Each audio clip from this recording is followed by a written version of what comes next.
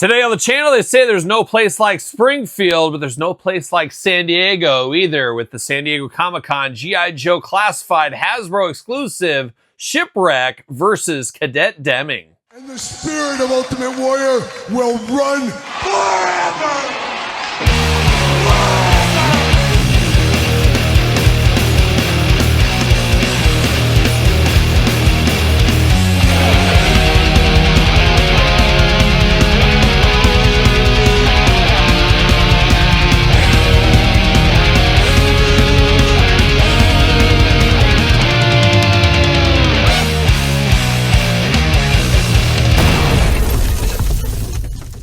Welcome everyone, Kyle here, back again with another G.I. Joe Classified series unboxing and review. And today on the channel, we got the San Diego Comic-Con 2026 exclusive Shipwreck versus Cadet Deming, no place like Springfield. But for your no place like Springfield needs, I guess Hasbro, Pulse, eBay, something like that. But for everything else G.I. Joe and everything else action figure related, hit up jaystoysandgames.com. Use discount code Kyle. Save yourself 15% on all in-stock items. Got to get a deal out there. And you know we're going to do this review like we do all the other reviews on the channel. We're going to take a look at the packaging. We're going to talk about it. We're going to unbox it. We're going to talk about it. We're going to see where it goes from there. And a very famous episode back in the old G.I. Joe cartoon days. A two-parter, if my brain doesn't escape me on this one. And what, Todd? Yep, it's been a heck of a long time since we've done a G.I. Joe Classified series unboxing. I can't even remember the last thing we did. We probably did that Ninja Force 2-pack with Shebang and Scarlet was probably the last one we did. This one here, coming after this one here, I would think Fatal Fluffies, those should be shipping to me anytime soon. And then I think Deep Six is starting to hit stores. So be on the lookout for those reviews very, very soon here. But this is the San Diego Comic-Con 2026 exclusive. I gotta say, the Fatal Fluffies interested me a heck of a lot more. I was very into the Fatal Fluffy episodes as a little kid. This is cool. I guess it's good as an exclusive, but it didn't get me super, super excited. As I started to say, this was a two-part episode back in the cartoon days. The thing I remember the most about this was a Shipwreck always say, Mulaney in his Shipwreck voice. And I always thought San Diego Comic-Con would be a perfect time for a Shipwreck exclusive, but I was thinking more Tiger Force variety than this episode here. Very interesting, like mind control episode. Once again, it's a two-parter. And there's no place like Springfield. And Todd, I know that firsthand as I was just in Springfield, Illinois the other day. Beautiful this time of year where this was based, of course. What? Massachusetts? Minnesota? There's a lot of Springfields around there. There's no doubt. I think almost every state has a Springfield, if I'm not mistaken. But enough jibber jabber out of me. Let's dive into it. We're going to do this review like we do all the other reviews on the channel. We're going to take a look at the packaging. We're going to talk about it. We're going to unbox it. We're going to talk about it. We're going to see where it goes from there. A nice little box set on this one here. Not quite to the Nemesis Enforcer Pythona levels, at least for me personally, but an interesting one. We've had Shipwreck before, but I believe this is the first time we've ever had Cadet Deming. Maybe. Wasn't she in a Disney Channel movie? That was Cadet Kelly? Okay, well, Todd would know. You're the Disney Channel expert, of course, but looking good. Cobra logo, G.I. Joe. You got the whole title over here. Very more modern animated styling on this one here. They got the whole crew there. It's a 3-pack, I guess. Got a little QR code action on this side here. Number 205 on the top. It's a 2-pack with Cobra and G.I. Joe. And there it is. You get all that going on. A lot of people thinking we were going to get the chair. I think I was thinking that as well, but no chair included in this one here. Interesting times. You do get Polly, though. It's always good to have Polly Pocket involved in this one. And wasn't Shipwreck dating a Baroness in this too? I think, if I'm not mistaken, in this timeline and mind control and prisoner control. It was an interesting thing. It was one of those episodes that made you think. It made you think is what it did. Very cool on the packaging too. You got the kind of red lasers going on. So it's a nice little added inclusion in the package. Very nice. So off to the side, a gentle see you later. I'll probably save my packaging on this one, possibly. We'll see.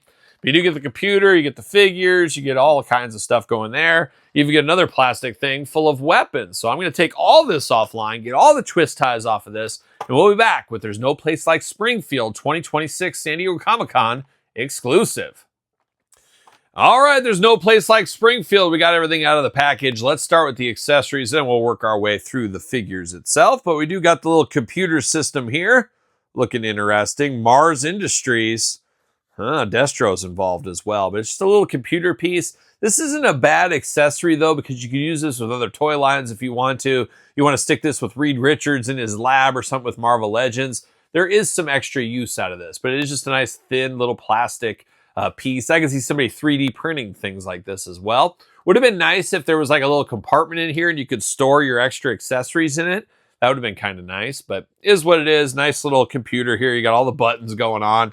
Looks like something out of here. Looks like you could use it in Transformers too, possibly. So you get that there. As I said, no chair with this one. A lot of people thinking the chair was included. It is not. Honestly, I might have rather had the chair than the computer system. I'd have to think about it a little bit, but the chair would have been kind of cool. You could have strapped people down, have Dr. Mindbender working on them. Who knows? You could have had some options. But we do got some accessories with this one here. Got a little glass of milk. Of course, Shipwreck's going to be drinking his milk. You know what he's up to.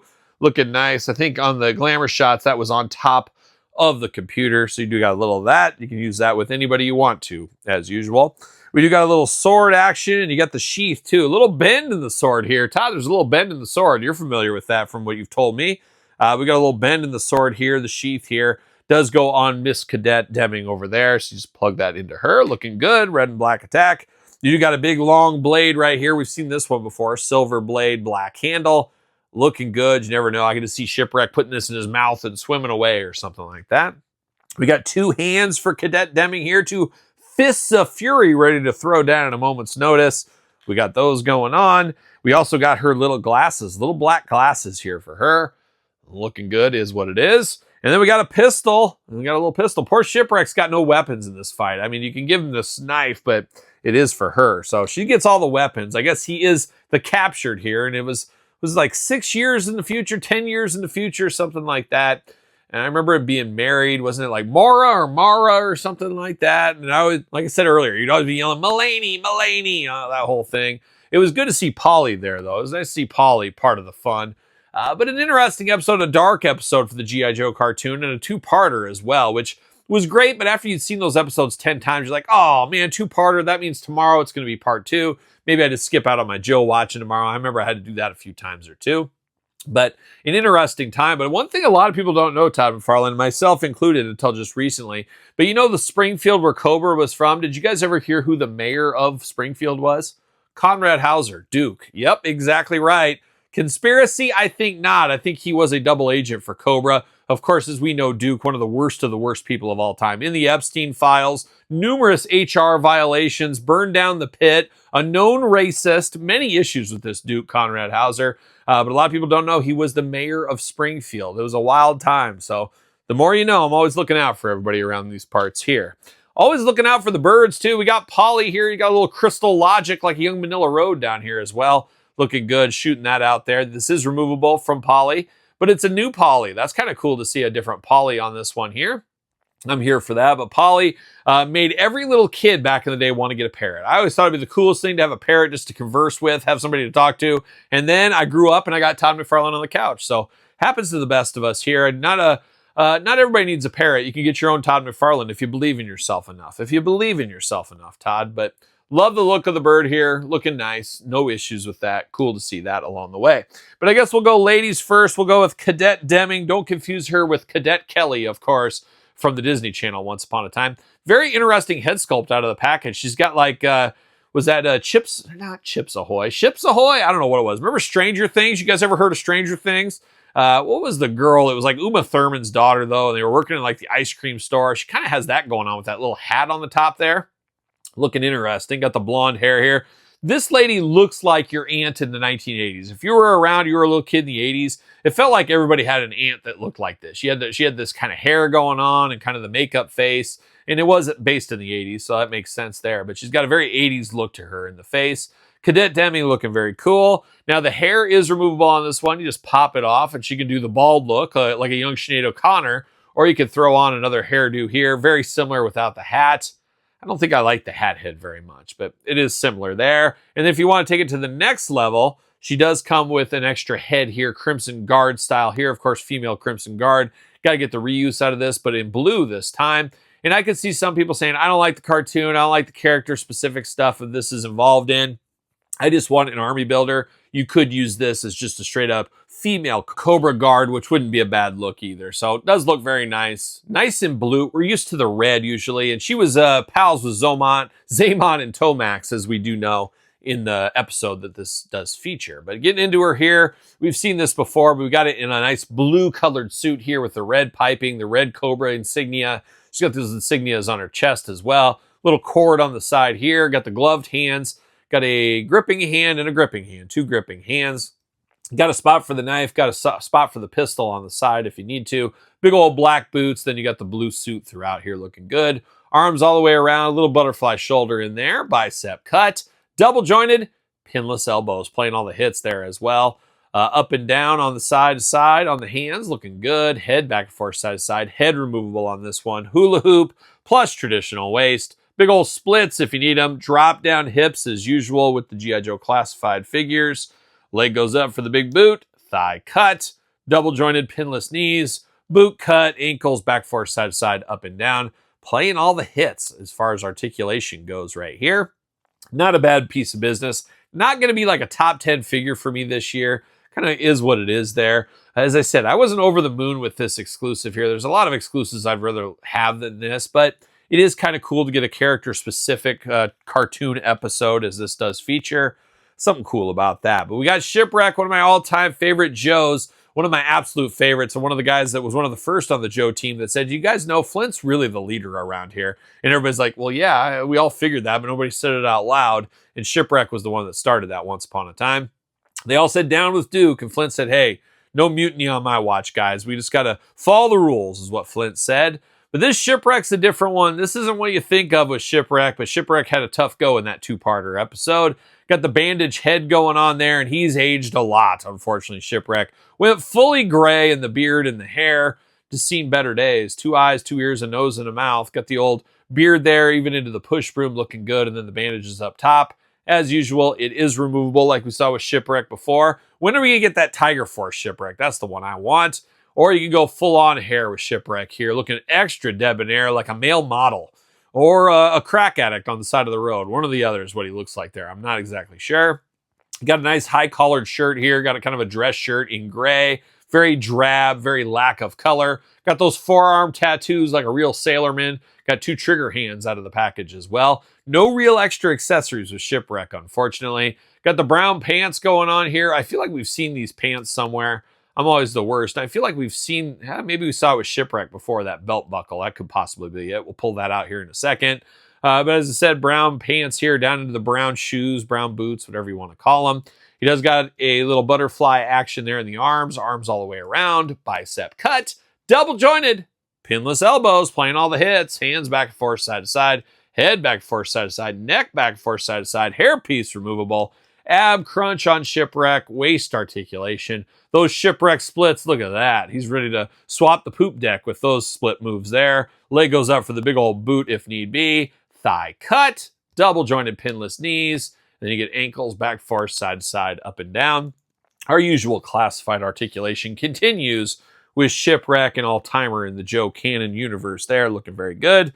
And as I said, we got Shipwreck in the past. This is the most iconic version of Shipwreck, but there's still a lot of Shipwreck meat on the bone.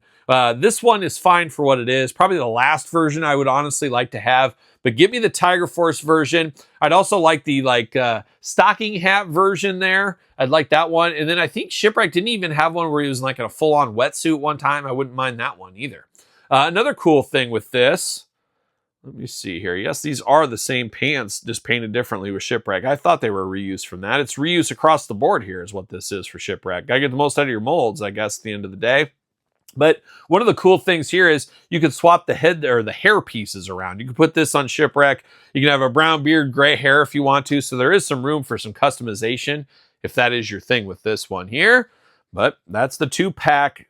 It is what it is. I'm not super over the moon with this one. I kind of said, oh man, when this was announced, I was really hoping for Globulus. Maybe I got my hopes up too high.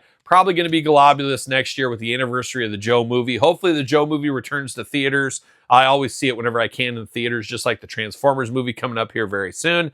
But I would have liked to seen something different as far as exclusives go. But at the end of the day, I'm happy of every single Joe figure we get out of this universe. I'm here for all of it eventually. I'd love to see it all made. I'd love to see every character made, every kind of interpretation made. So to me, it's like, well, we're crossing one off the list. It's not at the top of my list. It's near the bottom, but at least it's crossed off the list.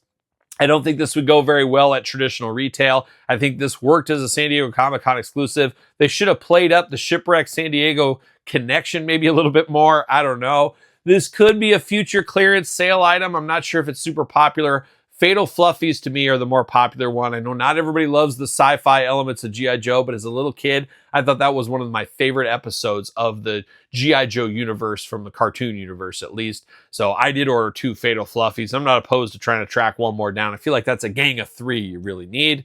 We'll see where that goes. Stay tuned for that review in the future. Make sure you subscribe to the channel so you don't miss that review when it does come, as usual. And don't forget to like this video while you're here as well. Let me know your thoughts in the comments. Did you pick this up? Were you happy about this one? Is this your all-time favorite? It's truly one of the darker G.I. Joe cartoon episodes. There's no doubt about it. But I'd love to hear your thoughts on this 2-pack in the comments below.